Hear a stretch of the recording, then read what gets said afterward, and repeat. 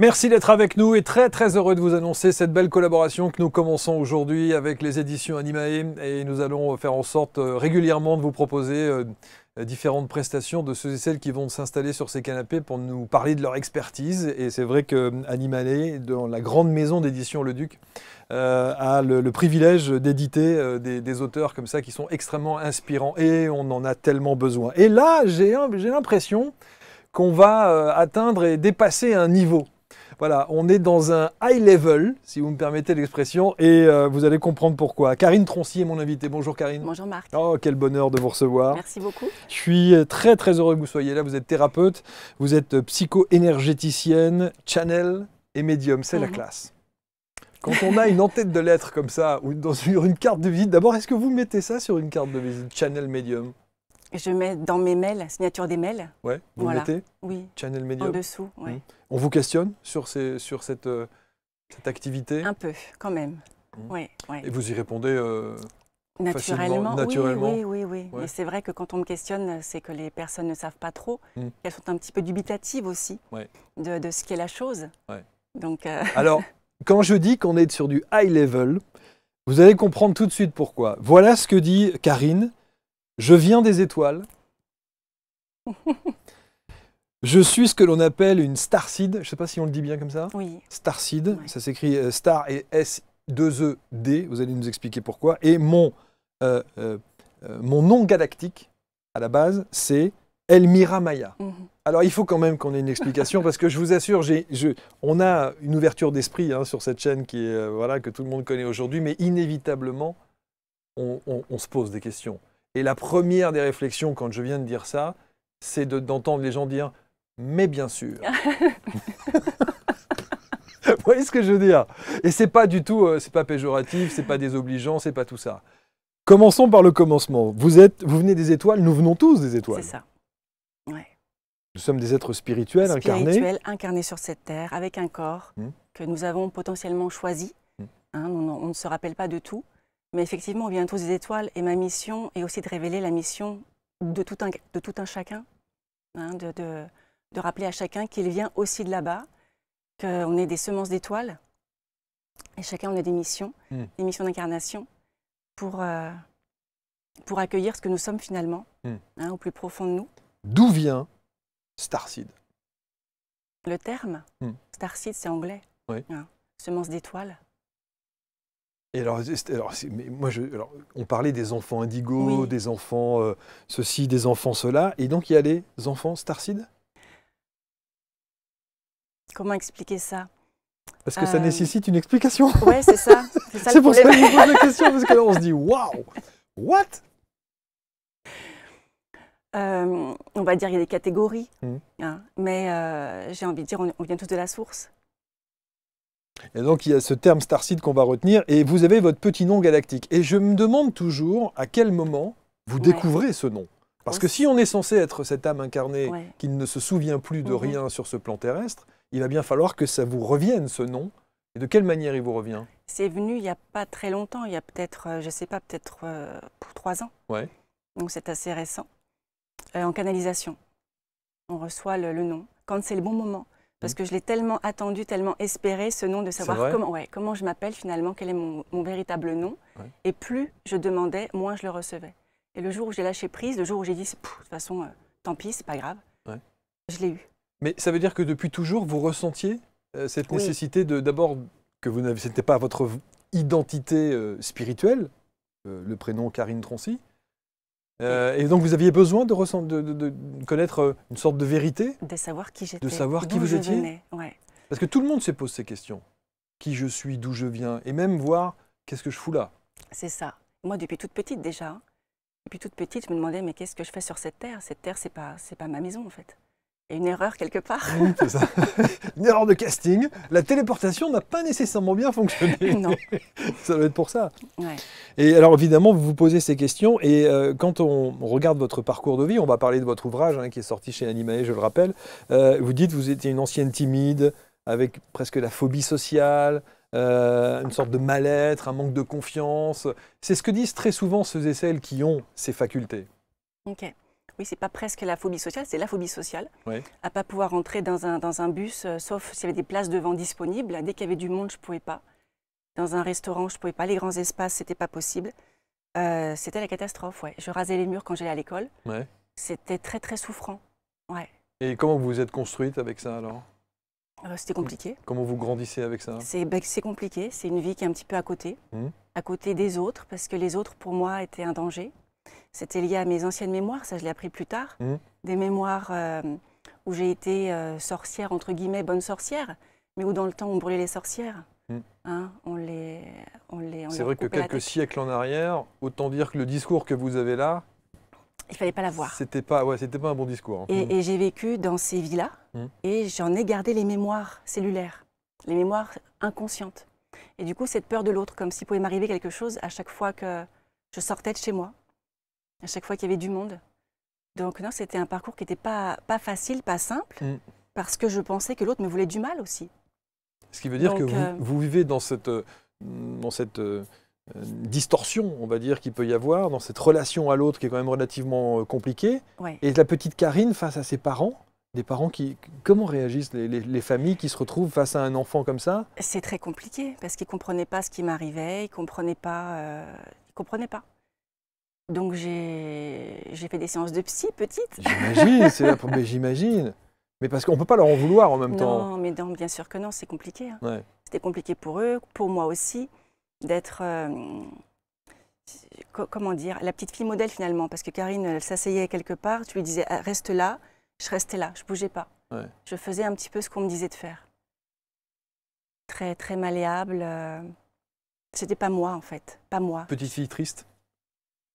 Ouais. À quel moment vous allez assumer justement cette autre dimension qui est en vous? Tardivement. C'est vrai? Ouais, passé la trentaine. Ah oui, c'est... Ah oui. Ouais, passé la trentaine. Les 30 premières années, ça veut dire que ce sont 30 premières années de souffrance? Ouais, 35 ans de souffrance, ouais. Et quel est le switch? Ma grand-mère, qui est décédée. Et on était très proches. Et comme une maman pour moi. Et c'est vrai que quand elle est partie, je lui ai dit, le jour où tu vas partir, le monde va s'écrouler. Et c'était un petit peu ça, elle est partie et tout mon monde s'est écroulé. Donc dans la vie privée, ça n'allait pas. Dans la vie professionnelle, ça n'allait pas non plus. Je travaillais pour un politique, tout se passait très bien, mais il me manquait un truc. Je me disais, je ne suis pas à ma place. Qu'est-ce que je fais là finalement? J'aidais les gens, mais ça n'était pas comme je le souhaitais. Et puis envie de me foutre en l'air, hein, envie de partir carrément de cette terre qui n'était pas la mienne. Et jusqu'au jour où j'ai entendu ma grand-mère me parler dans ma voiture, je l'ai vue, comme je vous vois là. Et là, je me suis dit, waouh, t'as un problème, il faut te faire soigner. Tous ceux qui parlent de ça nous disent la même chose. J'ai un gros problème. Oh là là, ben, j'ai vu une personne décédée, là, me parler dans ma voiture, elle était là. Et elle m'engueulait en me disant, je t'interdis de faire ça. Wow. Ce n'est pas ton heure, tu as encore plein de choses à faire, plein de belles choses. Je peux pas. Et je lui dis, mais quoi? Voilà, à la limite, quoi, je lui parle, je lui dis, mais quoi? Je dis, je peux pas te le dire, tu me croirais pas. Par où commencer, où aller, oui, quoi j'ai faire. dit, voilà, c'est ça, quoi. J'ai besoin de mon chemin, de savoir, bien je vais sûr. où en fait? Qu'est-ce que je fais? C'est quoi ma vie? C'est quoi mon but? Et elle me dit, je peux pas te le dire. Si je te le dis, tu ne me croirais pas. Mais ne fais pas de conneries, je ne veux pas te voir, surtout pas maintenant, c'est pas ton heure. Okay. Je me dis, purée, en plus, elle revient, elle m'engueule. En plus. Et là, ça a été le déclic. Okay. Et à partir de là, je me suis dit, mais qu'est-ce que je fous là dans cette vie? Est-ce que ce métier me convient? Non. Est-ce que ce mari me convient? Non. Est-ce que cette vie me convient? Non. Wow, remise en question totale. Totale, sur tous les plans. Reset. Ouais, reset. Comme la vie est bien faite, j'ai rencontré des personnes qui m'ont un peu ouvert le chemin aussi. Une personne qui m'a fait alors un bilan, comment on appelle ça, un bilan socio-professionnel. Okay. Pas un bilan de compétences basique. Quelqu'un qui fait quelque chose de plus, c'est-à-dire qui va au fond de toi, au fond de ton âme, et qui arrive à déceler qui tu es, que tu sois dans un état positif ou négatif. Il va aller vraiment au cœur de toi. Et qu'est-ce qu'il en ressort de ce bilan? Alors de ce bilan, j'étais très très déçue parce qu'il en ressortait que j'avais des dons de thérapeute, de coach, de médiateur et de formateur. Et j'ai lu ça en me disant, mais c'est nul. C'est nul. C'est quoi ce truc, thérapeute, formateur, coach, médiateur? C'est nul. Ah oui. Ouais. J'étais trop déçue. Je dis, mais nul, quoi. Et il m'a expliqué, il m'a dit, mais si, puis en plus, vous avez ça tellement en vous, c'est tellement profond, les pourcentages sont tellement élevés, et c'est tellement caché, que le jour où vous ferez ces formations-là, tout va se réouvrir. Bon, donc j'ai commencé par le coaching, et effectivement, le coaching, ça a changé ma vie, parce que tour à tour, on est coach, et on est coaché, donc on travaille sur soi. Et là, grande révolution à l'intérieur, je me suis rendu compte que je n'étais pas qui j'étais, j'avais les cheveux longs à l'époque, j'étais habillée un petit peu comme les vendeuses voulaient que je m'habille. Je n'avais pas vraiment de caractère, je disais oui à tout le monde. Pas de personnalité. Pas de personnalité, ouais, je disais oui à tout le monde pour faire plaisir. Finalement, je m'oubliais, je n'écoutais pas mes besoins. Et le jour où j'ai fait cette formation de coach, je me suis rendu compte de qui j'étais véritablement. Et ça a été un tsunami, un cataclysme dans ma vie. Je me suis relookée, enfin, j'ai changé les vêtements, je me suis coupé les cheveux. Enfin, je suis redevenue moi. Ouais. Si bien qu'en rentrant à la maison, donc avec mon mari de l'époque, il m'a dit, mais qu'est-ce qui se passe? C'est plus toi. C'est plus toi, tu as un amant. Il s'est dit, pour qu'elle change à ce point, elle a un amant. Je lui dis, non, je me redécouvre en fait. Ouais. Ça y est, je suis moi. Et vous lui dites comme ça, je me redécouvre, ouais, je suis moi? Non, je lui dis, ça y est, je suis moi. Ouais, donc là, évidemment, première réaction en face, elle a vrillé. Ouais. c'est sûr, mais moi je me mets à la place. Je cherchais sur mon téléphone, il s'est dit, elle a quelqu'un, c'est pas possible, c'est pas possible, elle est belle là, tu vois. Bien sûr, ouais. Avant, à la limite, elle était, je sais pas, et puis je me cachais tellement, j'avais tellement peur de l'autre qu'il fallait pas qu'on me voie, que les vêtements aussi, enfin dans tout, je me cachais, je me laissais modeler par les autres. Ma vie n'était pas la mienne, et là, je reprends les rênes de ma vie. Ce qui est intéressant quand vous dites « je reprends les rênes de ma vie », c'est qu'on pourrait s'imaginer que c'est un effort, c'est une douleur, que c'est quelque chose d'extrêmement compliqué. Ouais. Or vous, on sent que vous êtes porté par ça et que vous vous laissez porter par ce ressenti et cette intuition que vous avez. C'est une évidence, c'est une nécessité. C'est une évidence, une nécessité, oui. C'est une nécessité et c'est un besoin profond de ça y est, de s'incarner pleinement et de commencer ce chemin sur lequel j'étais mais complètement à côté. Ouais. Donc vous plaquez tout? Ouais, et après finalement c'est le travail en premier. 6 mois plus tard, ce sera le mari. Et puis 6 mois plus tard, je crée mon entreprise. Je m'installe en auto-entrepreneur, après en libéral, dans le coaching et la médiation. Je commence comme ça.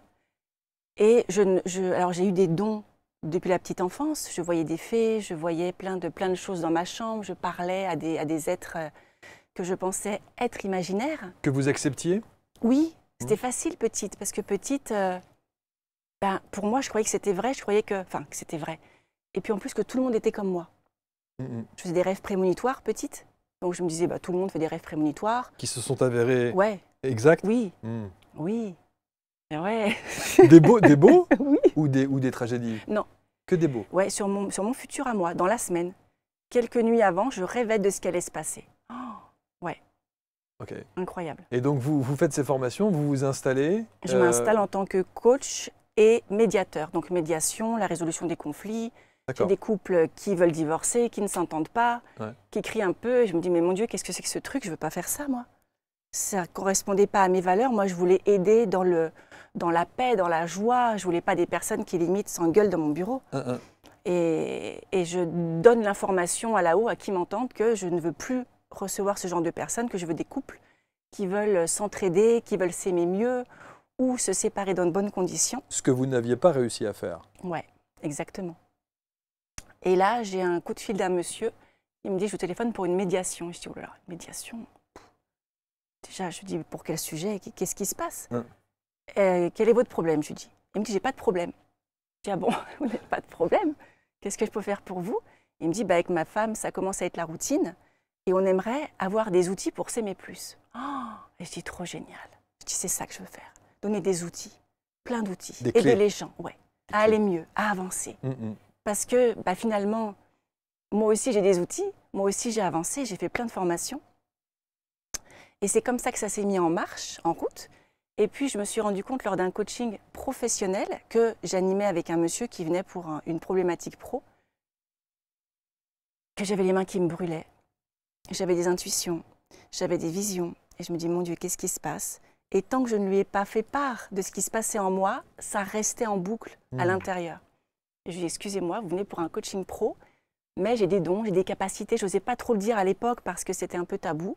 J'avais honte de qui j'étais, j'avais honte quand même, malgré ce changement de vie qui commençait à s'ouvrir pour moi. Et je lui ai dit à demi-mot, voilà, j'ai des capacités, je sens les choses, je vois, et là j'ai des images qui me viennent pour vous. Je ne les comprends pas, mais peut-être que vous allez les comprendre. Et il me dit, oh, vous savez, au point où j'en suis, allez-y, hein. Dites-moi ce que vous voyez. Peut-être que ça va m'aider. Et ça a matché. Et je lui ai dit, il me dit, mais c'est dingue ce que vous me dites, mais c'est exactement moi dans telle situation. Wow. Je suis formidable. Et à partir de là, hop, deuxième image, il me confirme, troisième image, des infos qui me viennent en canalisation, mais je ne sais pas encore ce que je reçois. Je vois les vies passer. Pour lui, j'ai tout vu. Et comment ça se matérialise? C'est quoi? C'est des films qui passent, c'est des images, c'est de la clairaudience? J'ai tout en fait. Je ressens dans ma chair.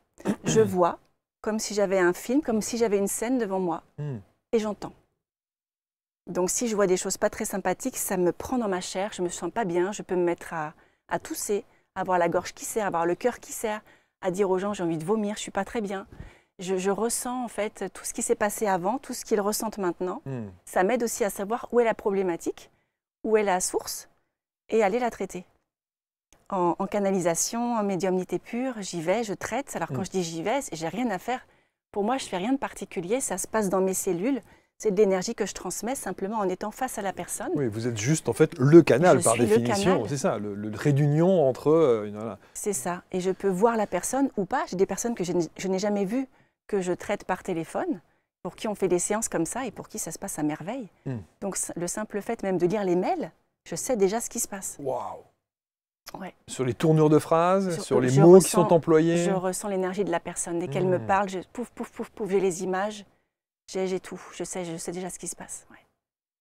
C'est pour ça que je ne peux plus maintenant, malheureusement, les personnes qui veulent m'avoir par téléphone avant une consultation, je ne peux plus parce que pour moi, je commence déjà la consultation. J'ai déjà toutes les infos. Et alors, elles sont contentes. Elles se disent, je vais parler à Karine, lui dire ce qui se passe. J'ai du mal à leur faire comprendre que si on sait au téléphone même 10 minutes, pour moi, ça y est, le travail a commencé et elles reçoivent déjà un soin. C'est bizarre à expliquer comme ça, mais ça se fait très rapidement. En tout cas, vous l'assumez aujourd'hui. En tout cas, à partir de cette période-là, de cet instant-là, vous l'assumez complètement? Ça a été... Oui, alors j'ai quand même eu quelques petits mois quand même avant d'assumer après ce monsieur. Il faut encaisser un peu l'information. Ouais. Et puis d'oser dire, parce qu'avant je ne disais pas je suis médium, ni canal ou channel, je ne disais pas, je disais juste je suis thérapeute, coach. Maintenant je le dis, je suis médium, canal. Les gens me disent qu'est-ce que c'est que ce truc, effectivement. Mais oui, je l'assume. Avant je ne l'assumais pas. Ouais. J'avais honte de qui j'étais. Après arrive l'étape suivante, c'est écrire, transmettre.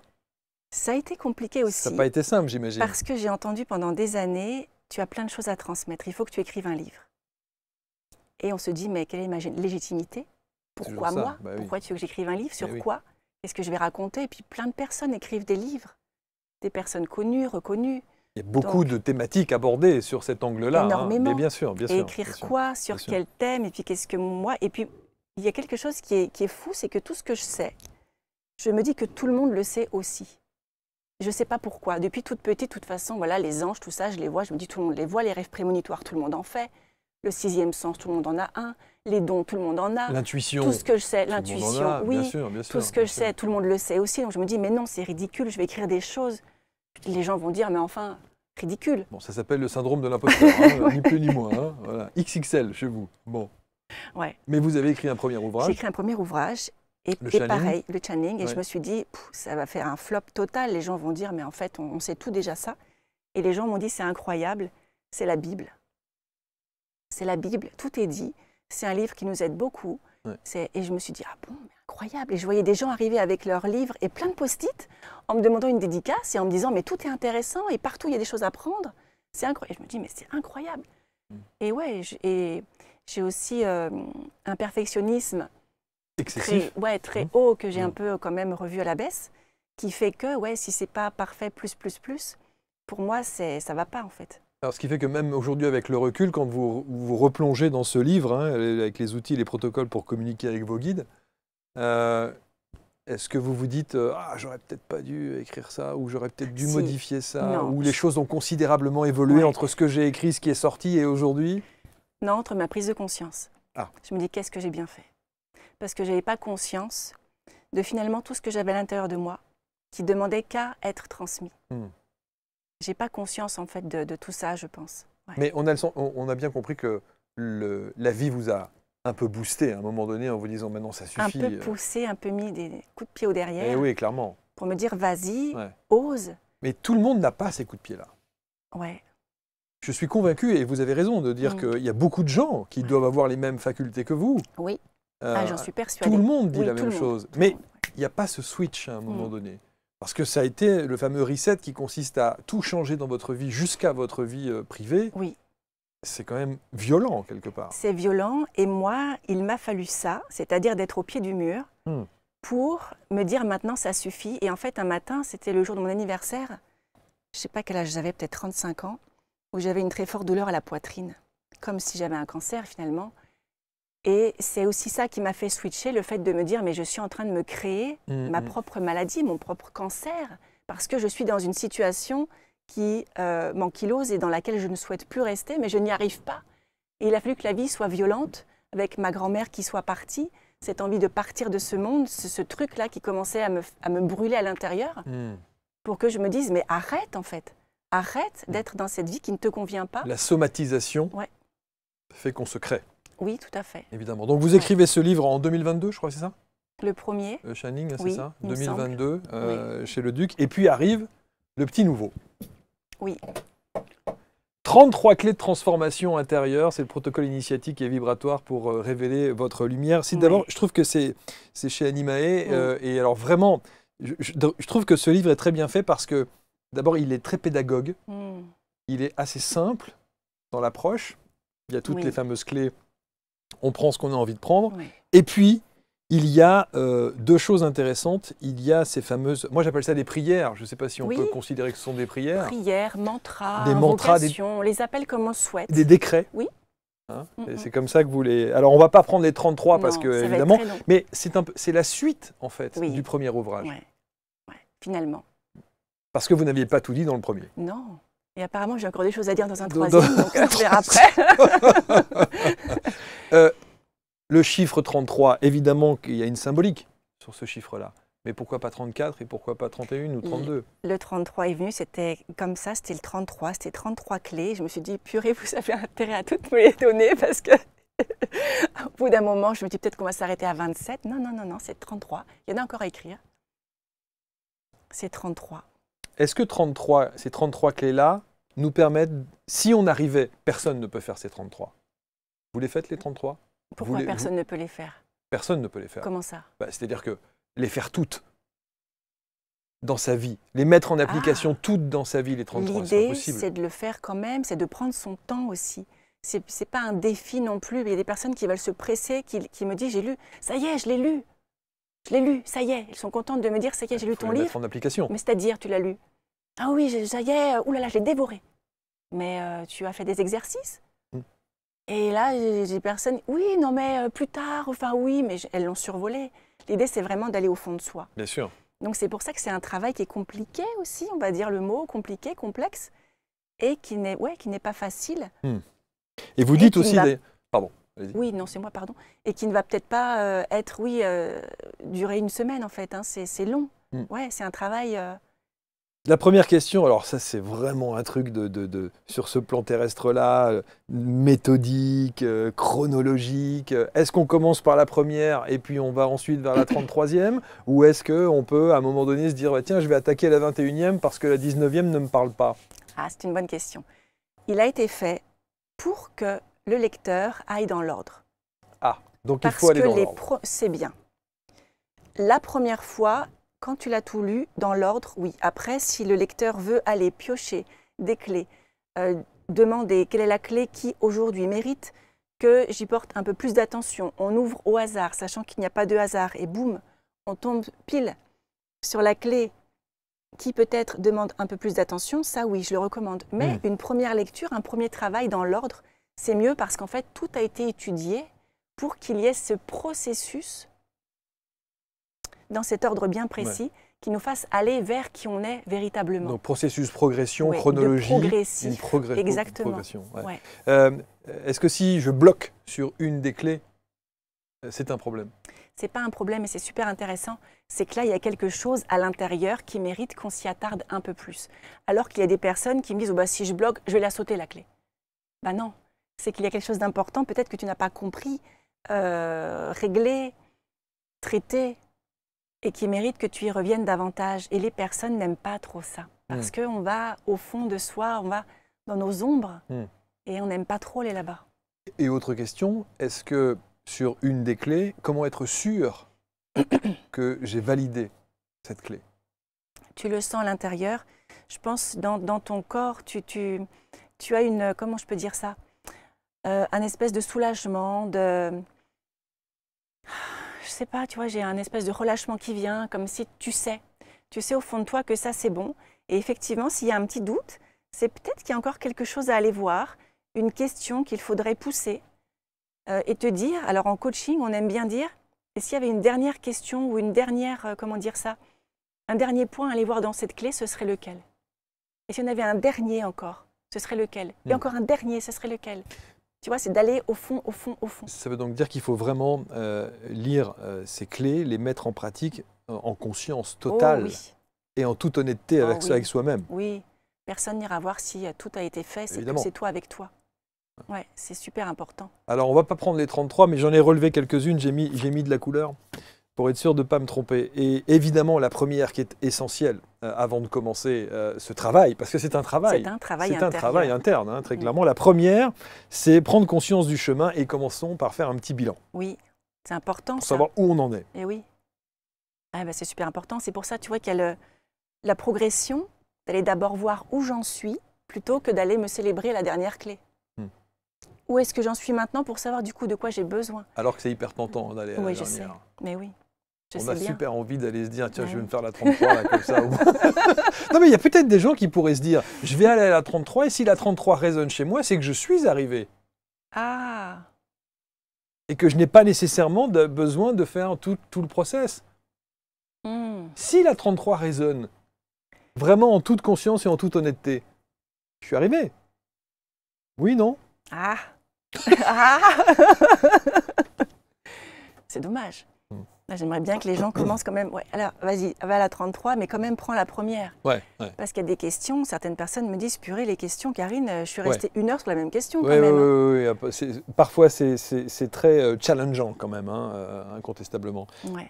Juste comme ça, quelle est celle chez vous qui a été le plus difficile sur les 33? Elles sont toutes très impactantes.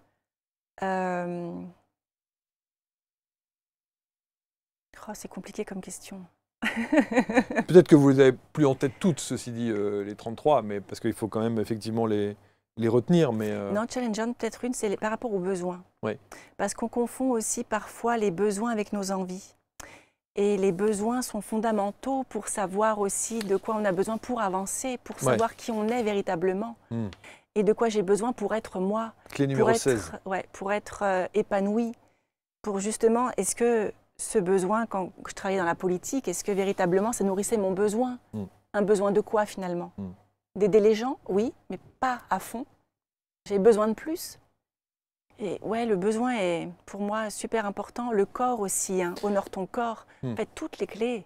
La clé numéro 16, quand vous parliez du besoin, c'est le besoin, faire la différence entre le besoin et le désir. Oui. C'est assez important. Le désir qui est vraiment dans l'instant, qui va être, j'ai envie de me manger, je sais pas, une glace, de m'acheter un beau sac, de faire un voyage. Mais est-ce que le voyage va nourrir ton être? Par exemple, hein, est-ce que le sac va te nourrir à l'intérieur, va nourrir ton âme, ou est-ce que c'est juste comme ça parce que tu en as envie dans l'instant? Ou est-ce que ça va nourrir une partie de toi qui va être une partie plus profonde? C'est ça le truc. Alors on a vu la clé numéro 1, vous la comprendrez avec ce fameux bilan. La numéro 2, c'est alors ça aussi, hein, accepter ce qui est. Oui. Je pense que c'est le genre de phrase qui peut non seulement vous procurer des maux de tête, mais qui en plus de ça fait partie de cette catégorie de phrases qui dit, donc vous dites accepter ce qui est, tout est juste, rien n'est grave. Vous voyez ce que je veux dire? Rien n'est grave. C'est difficile. Mais d'accepter, moi je suis passée par des expériences compliquées, je ne vais pas en reparler là, mais des choses compliquées que l'humain me dit souvent, j'ai pas demandé à vivre ça. Moi, j'ai pas demandé non plus à vivre certaines choses quand j'étais toute petite. J'ai pas demandé. Mais j'ai envie de dire, c'est grâce à ça que je suis qui je suis aujourd'hui. Parce que ça a été mes douleurs, mes souffrances qui m'ont permis de rebondir. Jusqu'à dire merci. Ouais. Et jusqu'à pardonner. Et ça aussi, c'est compliqué, tiens, le pardon. C'est super compliqué. Et effectivement, j'ai des personnes qui me disent, bah non, moi, je ne veux pas accepter. D'autres qui me disent, bah non, moi, je ne pardonnerai jamais.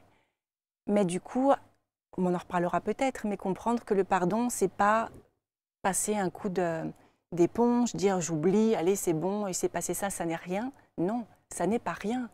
C'est traumatisant. Parfois, c'est choquant. Beaucoup sont passés par des épreuves. Et c'est compliqué de dire j'accepte ce qui m'est passé, ce qui m'est arrivé et je pardonne. Mais accepter, ça veut dire que je ne peux pas changer le passé. C'est arrivé. Donc, je pardonne, mais je n'oublie pas. J'accepte. Ben moi, je n'oublie pas ce qui m'est arrivé.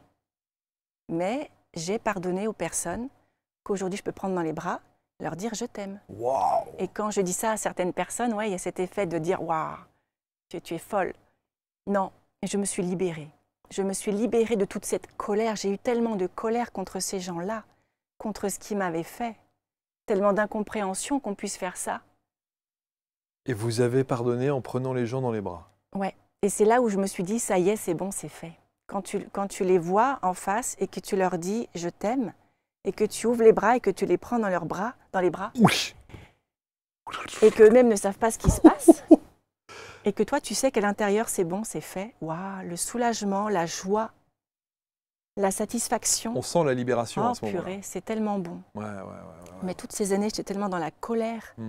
Dans la colère, donc pourquoi je suis là? Pourquoi est-ce qu'il m'est arrivé ça? Pourquoi est-ce que je suis passée par là? Pourquoi est-ce que j'ai rencontré telle personne qui m'a fait vivre telle chose? J'ai longtemps été dans cette noirceur, colère, mais qui me mangeait moi. Les autres s'en fichent. Hein. C'est ce que vous appelez votre nuit noire de l'âme. Hein. Ouais. Juste un truc, évidemment, sans rentrer dans le détail, mais lorsque les personnes, quand vous leur dites « je t'aime », ces personnes qui vous ont tant fait souffrir, Oui. à une certaine époque de votre vie, quelle est la réaction? Un étonnement. Eux sont dans l'étonnement parce qu'ils ne s'attendent pas à ça, ils ne comprennent pas. Mais moi, je sais qu'à ce moment-là, j'ai besoin de le dire. J'ai besoin de... Mon cœur était tellement ouvert à cette époque, parce que j'ai tellement travaillé sur moi pour justement guérir ces blessures-là qui m'ont tellement fait souffrir, que mon cœur s'ouvre et que je suis allée vers elle dans un élan de « oui, de je t'aime ». Je te prends dans les bras, je t'aime. Et les gens ne comprennent pas. Ils se disent « ça y est, elle a pété un câble. Qu'est-ce qui se passe, quoi ?» Mais je savais à l'intérieur que c'est bon. Est-ce qu'à cet instant, ça nécessite quand même un effort pour vous? Non. Ou À c'est cet vraiment instant-là, non. Il n'y avait pas d'effort. l'instantané? Ah, c'était l'ouverture du cœur. Et je l'ai fait avec une autre personne et qui m'a dit non, non. Elle m'a fait comme ça, qui n'a pas voulu que je la prenne dans les bras. Et là, comme j'avais cette blessure de rejet, d'abandon, j'ai toutes les blessures d'âme. Hein. Et ça aurait pu dire, bah tiens, j'aurais pu encore me prendre un coup de poignard dans le cœur et dire, mince, elle ne veut pas de mon amour. Et je l'ai pris avec le sourire en me disant, elle n'est pas prête, mais moi c'est ok, c'est fait. Et même le fait qu'elle me rejette, dans mon cœur, ça ne m'a rien fait. Et c'est là où je me suis dit, waouh, le chemin, c'est fait quoi, tu vois ce que je veux dire? Et le mental ne revient jamais à ce moment-là? Là, C'est-à-dire qu'il n'y a pas un relan de quelques jours, quelques semaines, quelques mois après? Même en ayant fait cette action-là et de vous libérer avec ce fameux pardon, il n'y a pas de temps en temps des relents comme ça de... Moi, c'est ça où je me pose la question. En tout cas, pour moi. Non. Non, pour moi, non. Par contre, ça demande aussi, après, de continuer le travail. Ça ne veut pas dire que parce que j'ai réussi ça, parce que je suis arrivée à pardonner à ces personnes-là, je ne continue pas mon travail. Je continue toujours. Parce que j'estime que j'ai toujours à travailler sur moi, j'ai toujours à libérer, j'ai toujours à aller voir au fond ce qui peut coincer. Et je continue encore. Mais pas pour ce cas précis. Bah c'est fait. Ça, c'est fait. Pour ces personnes-là, c'est fait. Très bien. Ouais. C'est bon. Alors, autre clé sur ces 33, hein, je rappelle ce très bel ouvrage, hop, on le met ici, les 33 clés de transformation intérieure, parce que c'est une transformation. Parce que ça te transforme. Parce que ça transforme, évidemment. Et ça vient te chercher, ça vient aller au fond de toi, et c'est comme ce que j'ai vécu aussi. J'ai voulu aussi, mon logo est un phénix, et là, sur ce livre, c'est un phénix, et je l'ai voulu comme ça, parce que c'est vraiment... Une renaissance. Une renaissance, et je m'ouvre à qui je suis, j'ouvre les bras, j'ouvre les ailes, je m'ouvre à moi, en fait, c'est ça. C'est je me transforme à l'intérieur, et quand tu te transformes, tu n'es plus le même ou la même. J'ai juste un petit sourire à l'instant T, là, parce que j'étais en train d'imaginer ce monde qui est tellement aux antipodes de ce que vous vivez aujourd'hui, qui est le monde politique, que vous avez côtoyé. Et je me dis, ils savent ils savent qui vous êtes aujourd'hui? Ils savent, ils ont su dans mes débuts parce que j'avais dit à mon patron que j'allais me diriger. Au début, c'était vers le coaching. Il m'a dit, il ne faut surtout pas te faire coach, c'est conneries, machin. Donc oui, je pense qu'après, il a su et je n'ose même pas imaginer dans quel état il doit être en disant maintenant, en plus, elle est médium, Canal, elle a mal tourné, Karine. Je pense qu'il va se dire ça. C'est ça. Mais vous êtes aligné avec ce que vous faites, donc on s'en moque royalement. Mais j'ai toujours une pensée pour les gens qui, à un moment donné, ont croisé votre vie, qui vous ont vu peut-être sous une certaine apparence et physique et psychologique, et qui voient effectivement la transformation improbable. Se dire, elle est plus la même. Oui, c'est ça. Et j'aimerais aussi beaucoup rencontrer des personnes que j'ai côtoyées petites, mais vraiment dans les écoles, collèges. Ah oui. J'étais tellement pas moi, j'étais tellement coincée, complexée, réservée, à raser les murs, à être timide, maladive, qu'ils me verraient aujourd'hui, je pense qu'ils ne me reconnaîtraient pas. Vous n'avez plus de contact avec cette période? Non. C'était pas facile non plus cette période-là de ma vie. J'imagine, oui. Alors, autre clé. Alors là, ça nécessite une petite explication de texte. Il y en a deux, 8 et 9. Oui. La clé 8, c'est ce fameux, vous dites, aller à la rencontre de son bébé intérieur. Et la clé 9, c'est l'enfant intérieur. On a tous entendu parler de l'enfant intérieur. Il y a même des gens, Franck Lobvet, par exemple, que j'ai reçu sur ce canapé, il dit « c'est bullshit, enfant intérieur. Qu'est-ce que c'est que cette histoire d'enfant intérieur ?» Bon, bref.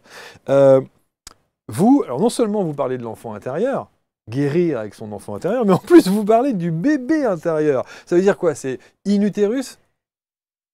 Quand vous parlez du bébé, ouais, c'est la conception, c'est in utérus et c'est la naissance. J'ai voulu faire 2 chapitres, enfin ça s'imposait comme ça parce que j'ai beaucoup de choses à dire pour l'enfant et aussi pour le bébé. Je me suis dit c'est quand même intéressant de faire deux clés pour qu'on comprenne bien qu'il y a aussi des traumas qui viennent se greffer à ces moments-là. Moi j'en vois quand je reçois des personnes qui viennent et qui ont des blocages, des traumatismes. Et quand je vais voir en médiumnité ce qui se passe, je leur dis « Ah, c'est passé quelque chose quand vous êtes né ». Non, rien de spécial. Et puis quand je dis « Vous êtes sûr? Il n'y a pas eu un cordon, il n'y a pas eu un rejet, quelque chose. » « Ah bah oui, tiens.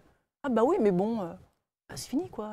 C'est passé. » Mais le corps, le bébé, l'enfant a gardé cette mémoire. Ouais, c'est ce que vous appelez les blessures d'âme fondamentales. Ouais. Et donc il était intéressant qu'on y revienne.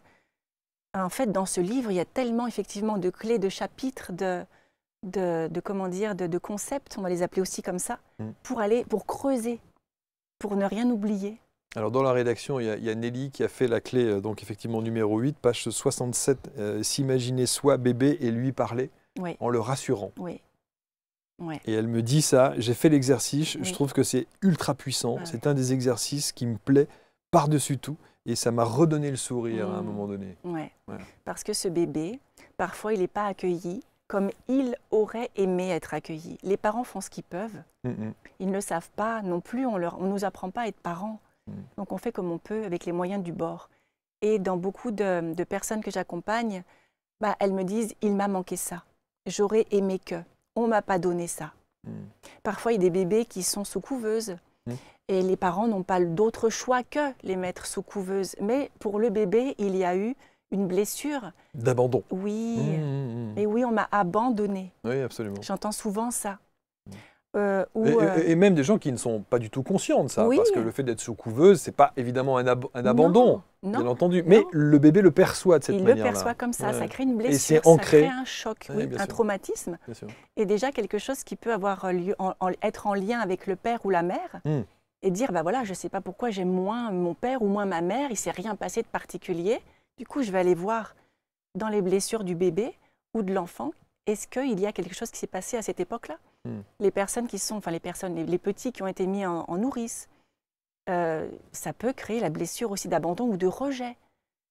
Il y a beaucoup de choses qu'on ne soupçonne pas. Voilà, qu'on sous-estime. Oui. Qu'on ne soupçonne pas ou qu'on sous-estime, pardon. Et qui, in fine, nous impacte aujourd'hui dans notre vie de tous les jours, comme ça. Et il y a ce travail nécessaire qu'il faut aller rechercher un peu. C'est super important. Oui, c'est hyper important. Et ces clés, pour l'enfant et pour le bébé intérieur, apportent comme un baume. comme un baume à cet enfant et à ce bébé qui ne sont plus là. Mais ils sont où? Ils sont à l'intérieur de nous, dans cette partie du subconscient qui n'a rien oublié. Parce que si on n'avait pas créé ces traumatismes, on aurait une vie royale, j'ai envie de dire, on serait aujourd'hui qui on doit être. Tous, on serait sur notre chemin de vie. Et ça veut dire qu'il faut prendre conscience de ça, il faut accepter d'aller rechercher dans ces parts d'ombre. Hein. C'est pour ça que c'est... on n'aime pas trop aller là-bas, parce que ça secoue, c'est pas joyeux. Si on a eu des traumatismes, généralement, on n'a pas trop envie d'y retourner, on est plus à mettre le couvercle dessus et puis à se dire oui, ça c'est bon, c'est fait, ça fait des années quand même, j'ai plus à travailler là-dessus. C'est bon, mais non, c'est pas bon finalement. Oui, on traîne ça, hein, oui. Comme des boulets ad vitam, comme on dit. Enfin, en tout cas, tant qu'on ne fait pas ce fameux travail. Juste alors, sur ce que vous appelez les décrets, les prières et choses comme ça aussi, vous les avez canalisés? Oui. Ouais. Oui. Oui, oui. Je suis toujours interloqué parce que c'est toujours bien écrit, il y a toujours les bons mots, il y a toujours la bonne façon de dire. Ouais. Il y a parfois il y a du prosélytisme, il y a parfois une connotation avec Dieu, avec la religion. Vous parlez de Dieu. Mais oui, mais sans cette connotation religieuse. Mais vous auriez pu utiliser un autre mot que Dieu, parce que Dieu a tout de suite une connotation religieuse. Je ne sais plus si j'ai mis Dieu dedans. Si, là, il est marqué « Mon Dieu, donnez-moi la sérénité d'accepter toutes les choses que ouais. je ne peux pas changer, etc. » Alors, je pense que ça doit être la seule. C'est la seule, bah, ouais, alors, donc elle y est, effectivement. Mais vous voyez, non, mais ce que je veux dire, c'est qu'on pourrait s'imaginer... Mais voilà. Oui, non, mais les guides le disent bien. Ils disent Dieu, Bouddha, Allah, qui tu veux, ils ont tous eu le même message. C'est l'amour. C'est d'ancrer l'amour sur cette terre. Ils sont tous venus pour ouvrir le cœur des hommes avec des messages d'amour. L'humain a bien merdé. On a fait autre chose. C'est clair. Il en a créé des religions, il a créé des clans, et le machin, et voilà. Et effectivement, et c'est pas ce qui était prévu. À la base, c'est pas prévu comme ça. Ils nous ont pas dit on va créer le bouddhisme, le judaïsme, non. On va venir pour ancrer l'amour sur la terre. On va venir pour que vous rappeliez qui vous êtes, que vous êtes tous frères et sœurs, égaux. Ouais, que vous venez tous de là-haut, des étoiles. Vous avez tous des dons, des capacités. On a un peu mal tourné. Vous êtes tous uniques. Et voilà, on a un peu mal tourné. Pas ça. Bon. Quand je dis que parfois, et je l'ai dit vraiment, franchement, c'était pas péjoratif, mais quand je dis qu'on est un peu sur du high level parfois, parce que certains pourraient considérer que c'est assez perché, quelque part. Pardon, hein. Oui, c'est vrai. C'est vrai. Oui. Quand vous dites, par exemple, sur la clé numéro 10, ancre-toi à Gaïa et incarne-toi pleinement. Oui. Non, mais vous voyez ce que je veux dire. Moi, je vois très très bien un repas de famille. Ça va, qu'est-ce que tu lis en ce moment? Écoute, je lis le livre de Karine, là, franchement, c'est sur les 33 clés, c'est vraiment très très bien fait. Mais oui, souviens-toi, je me suis connecté, j'en suis à la 10 parce que j'essaie de me connecter à Gaïa. Qui est Gaïa? Qui est Gaïa? C'est qui celle-là? Comment ça se passe? Vous voyez ce que je veux dire? Alors, explication sur cette clé, s'il vous plaît. C'est le fameux chakra racine. C'est la racine, c'est la base, c'est ton ancrage, c'est qui tu es, c'est ce que tu es venu incarner. Et c'est vrai que quand on n'est pas, comment dire, connecté à qui on est, on a plus tendance à être la tête dans les étoiles, que ancré sur cette terre, à prendre notre place. Connecte-toi à Gaïa, ça veut aussi dire prends ta place. Incarne-toi, sois toi, ose être toi. C'est ancre tes racines dans la terre.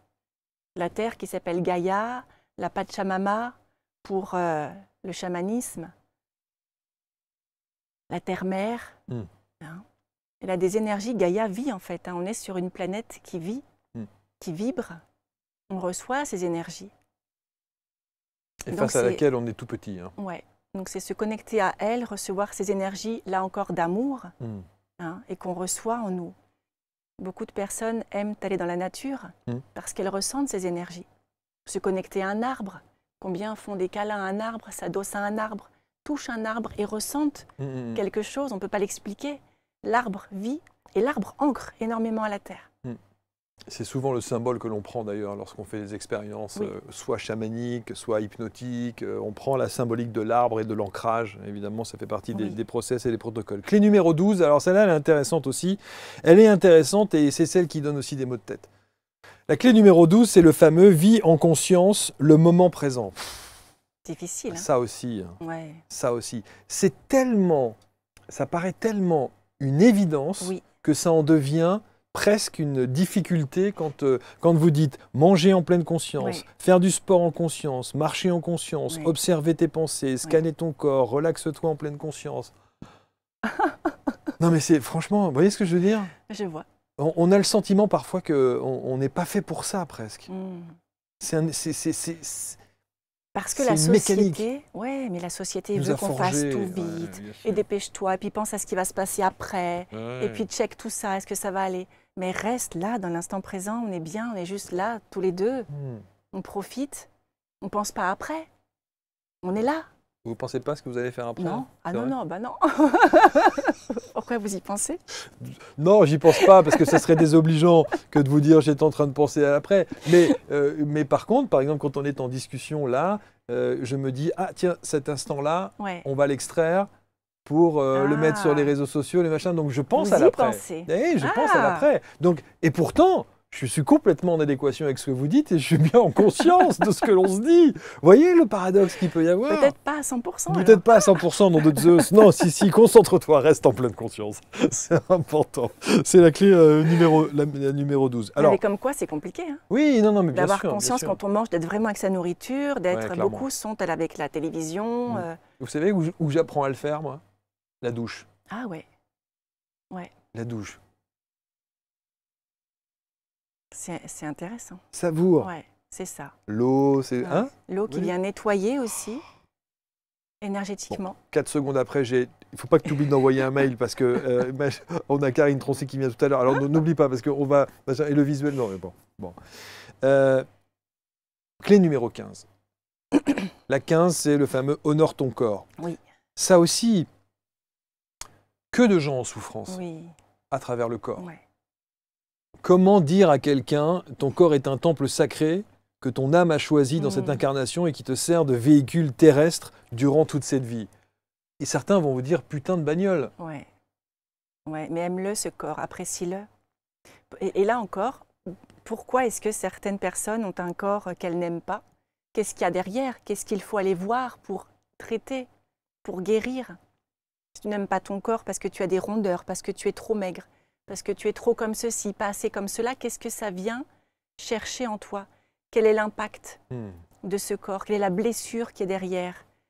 Le corps est lié aussi aux émotions, le corps est lié aussi à ce que tu as, comment dire ça, à garder en toi.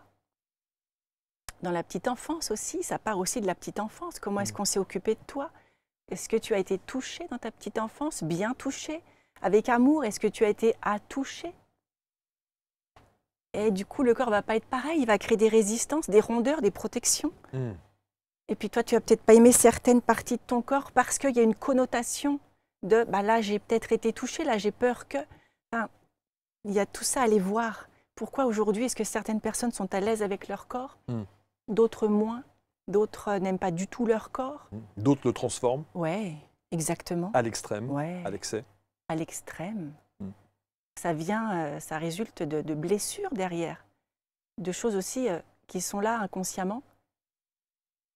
Et si on regarde ce corps, si on apprend à l'aimer, si on lui parle aussi, alors voilà, certaines personnes vont dire c'est ridicule, mais notre corps il vit, nos cellules vibrent, entendent, et quand on dit aussi les décrets à voix haute, ça résonne dans nos cellules,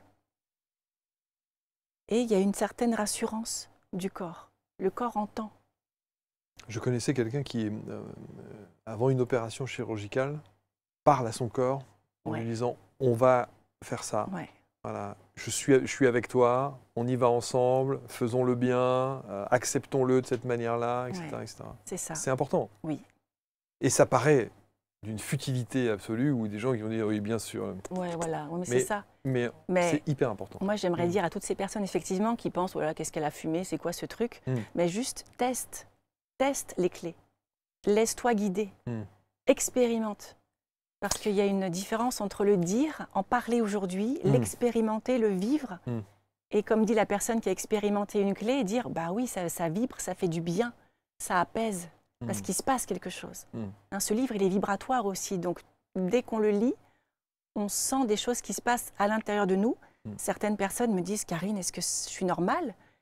Je dis, pourquoi? Il me dit, parce que j'ai pris ton livre, je commence à le lire, je réponds aux questions, je me mets à pleurer. Oui, bien sûr. Et oui, parce qu'il y a des choses qui se lâchent, qui se libèrent, hein, et que tu lâches.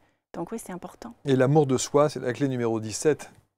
C'est une sorte de, presque de résumé de l'intégralité de toutes les clés. Ouais. C'est la clé de toutes, presque. C'est l'amour de soi, l'estime de soi. C'est s'aimer, c'est s'apprécier, c'est se voir comme on est. Alors les personnes me disent, oui, mais je ne veux pas me voir comme je suis, je ne m'aime pas.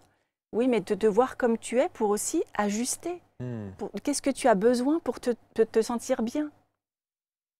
De quoi tu as besoin? Est-ce que c'est de prendre soin de ton corps, de ton âme, d'aller en forêt? Est-ce que c'est de te faire masser? Est-ce que c'est de prendre du temps pour toi? De quoi tu as besoin en fait pour t'aimer davantage, pour te trouver belle, beau? Et l'avantage de cet ouvrage aussi, c'est que on peut le laisser de côté et le reprendre. Et y revenir. Ouais. Ça aussi, c'est intéressant. Tout à fait. Hein. Parce qu'on a besoin aussi d'intégrer les clés, d'intégrer le processus qui digérer parfois... ça. Et oui, parfois, donc les personnes pleurent, les personnes, ça leur fait remonter des choses en elles, des mémoires. Donc on ne va pas tout faire à la suite. Et la personne qui me dit, moi j'ai lu en quelques heures ou en quelques jours, c'est une lecture en diagonale qui... Oui, bien sûr. C'est pas possible. Pour moi, le travail n'est pas fait. C'est pour ça qu'il y a les rituels, et il y a évidemment tous les protocoles qu'il faut mettre en place, des choses qu'il faut expérimenter, qu'il faut ressentir dans son être au plus profond de soi. Et puis y revenir parfois, le refaire plusieurs fois. Plusieurs fois, oui. Ce livre est un processus. Et comme je le dis, voilà, quand tu finis une clé, tu peux dire « Ok, je l'ai terminée, mais il reste peut-être un petit truc. Tu auras peut-être envie de passer à la suivante. Ok, mais au bout d'un moment, tu vas dire « Ah, il faut que je revienne à celle-là. Et peut-être une fois, deux fois, trois fois, et c'est ok. C'est pas parce que tu viens 3 fois sur une clé que « Mon Dieu, catastrophe, j'ai rien compris ou j'y arrive pas. » Non, c'est pas « j'y arrive pas ». C'est qu'il y a des choses qui sont peut-être plus ancrées, plus, peut-être qu'il y a un traumatisme plus lourd et que ça demande du temps. Moi, je n'y suis pas arrivée tout de suite non plus à me défaire de tous mes traumas, de toutes mes chaînes, à être qui je suis. Ça m'a pris des années. Il y a des gens qui pensent qu'en une semaine, en 15 jours, ça y est. Et peut-être pas. Hein. J'ai reçu il y a quelques jours de cela Philippe Barbet, qui est un hypnothérapeute, qui est un type extraordinaire, qui est médium aussi. Et je lui ai dit, quand on voit tout ça, quand on voit ce travail essentiel à faire, tout ce processus, je lui ai posé une question et je lui ai dit, est-ce que tu penses sincèrement que la vie est bien foutue? Je vous pose la même question. Quand on voit quoi, le processus? Dans quel sens est-ce que la vie est bien foutue? Est-ce que vous pensez que la vie est bien foutue avec ces efforts? Parce que ce travail-là, il est parfois douloureux, il est parfois... Donc on peut se poser la question, est-ce que vraiment la vie est bien foutue quand même? Est-ce qu'on est obligé d'être dans ces épreuves-là, dans les épreuves que vous avez rencontrées au travers de votre enfance, de votre parcours de vie, de toutes ces épreuves qui aujourd'hui, évidemment, que vous remerciez aujourd'hui parce qu'elles sont constructives et elles font la femme que vous êtes aujourd'hui. Mais est-ce que la vie est bien foutue pour qu'on soit obligé de vivre ça? On peut se poser cette question. Oui, les guides disent tout est juste, que tout a une raison. Et j'ai posé aussi la question à mon fils, parce qu'il a vécu aussi des choses pas très sympathiques. Bon, on va pas te dire avec qui, hein, mais... Et il m'a dit, maman, tu t'es posé la question si tu avais la possibilité de tout revivre, mais différemment.